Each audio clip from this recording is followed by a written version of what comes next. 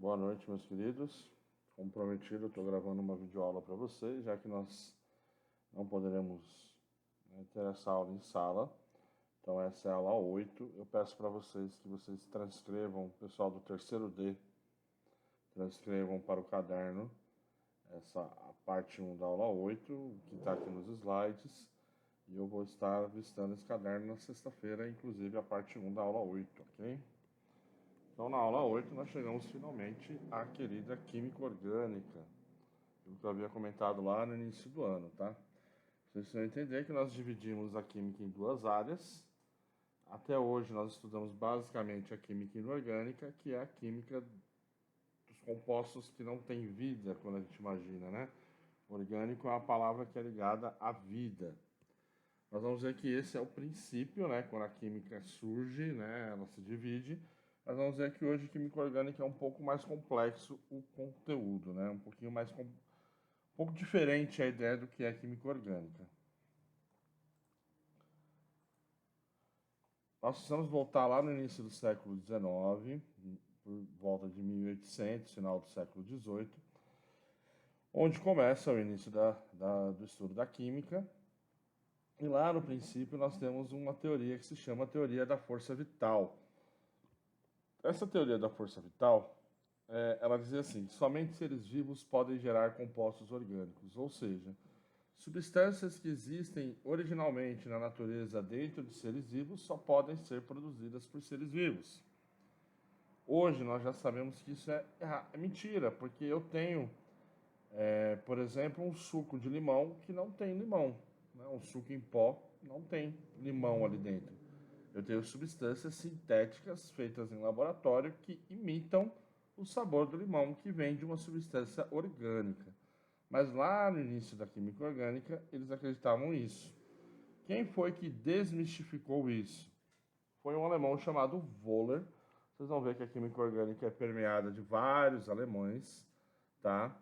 O primeiro deles é o Wöhler, que em 1828, lá, terceira década do século XIX, ele pegou essa pedrinha, esse mineral chamado cianato de amônio, ele aqueceu, ou seja, ele pegou um mineral que até então não tem vida, aqueceu, e esse aquecimento fez ele gerar ureia. E o que é ureia? Ureia é um composto, a principal proteína encontrada na urina, né? Então, como assim? Ele conseguiu fazer do cianato de amônio, que era um mineral, ele conseguiu obter um composto orgânico. Então, ele foi o cara que acabou com a ideia da teoria da força vital. A partir do Wöhler, foi possível descobrir que existe sim maneiras de se fazer compostos orgânicos sem ser dentro de seres vivos. Do Wöhler para o Gimli, que é mais ou menos 20 mil anos que se passam aí, em 1848, entre esses dois vai ter muita gente descobrindo, além do que o Wöhler fez, que o Wöhler ainda pegou uma substância que existe na natureza, não orgânica, e obteve uma orgânica. Antes do Gimli, surgiram alguns que começaram a pegar os átomos que compunham e realizar isso dentro do laboratório, que é o que nós fazemos hoje, quando nós sintetizamos sabores, aromas de coisas que são da natureza. Então hoje a gente não precisa nem mais descobrir algo na natureza que dá para produzir outra coisa. Não. Nós podemos pegar simplesmente a composição, como se fosse um quebra-cabeça, e montar no laboratório. O Gimli é o cara que vai começar a dar origem aí ao que a química orgânica moderna é definida. Porque ele começou a perceber que todos os compostos chamados orgânicos tinham carbono. E nós vamos ver aqui que o carbono é o grande rei da química orgânica. Ele é o principal átomo, ele é o segundo átomo mais abundante da natureza, e ele tem propriedades muito específicas que fazem com que ele seja a base da origem da vida na Terra.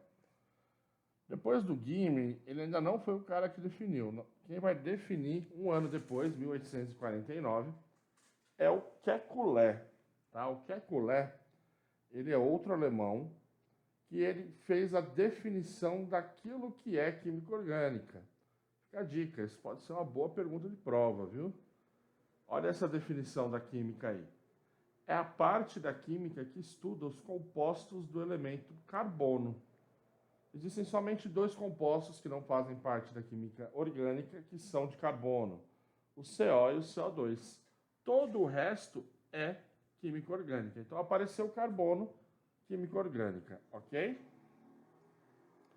E aí o Kekulé estudou muito o átomo de carbono e ele elaborou 3 postulados, são 3 informações, 3 características do carbono que fazem com que ele seja esse coringa dentro da química orgânica, a base de toda a vida na Terra. O primeiro deles, o carbono tem 4 valências. O que significa que o carbono tem 4 valências? O carbono sempre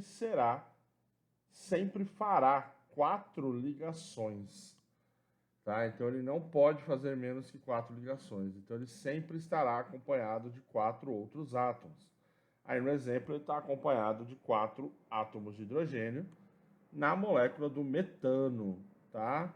Cada tracinho desse significa uma ligação química. Então 4 traços, 4 linhas, 4 ligações. Quando a gente voltar aí no presencial, pós-férias, eu vou mostrar mais alguns tipos de representação do pessoal do terceiro D. O pessoal das outras salas eu já consegui mostrar um pouquinho em sala de aula, ok? O segundo postulado disse que essas 4 valências são iguais, ou seja, não interessa quem está ligado nela. Perceba aí o exemplo. Eu tenho aí 3 átomos de hidrogênio e um átomo de cloro ligado no primeiro carbono.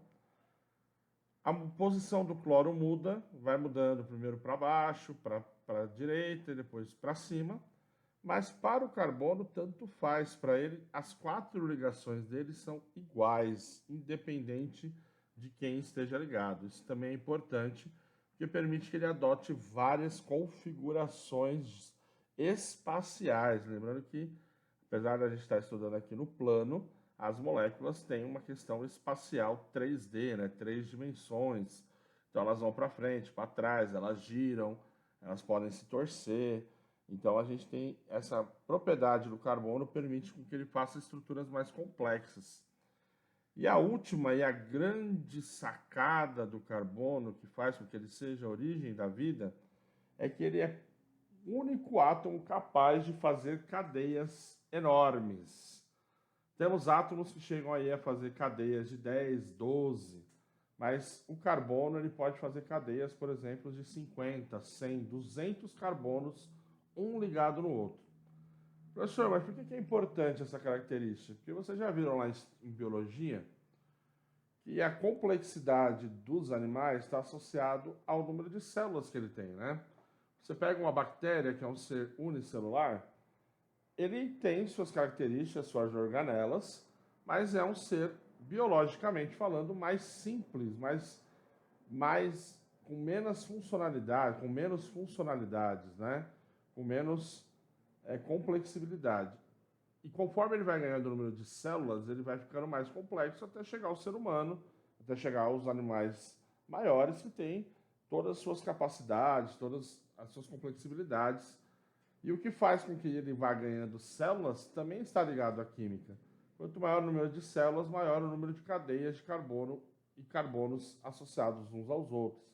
Então, eu vou dar um exemplo. Você de manhã vai lá e come um pãozinho. No pãozinho tem farinha.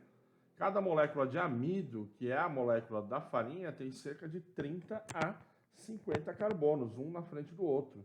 Então, são cadeias enormes, né? Então, essa característica é a principal para ele ser a base da vida na Terra, ok? Então, é uma videoaula curtinha, só para que vocês tenham aí o material necessário para fazer a nossa avaliação integrada, o famoso provão. Espero que vocês estudem aí, que vocês estejam preparados. Boa sorte, boa noite, e é isso aí. Muito obrigado.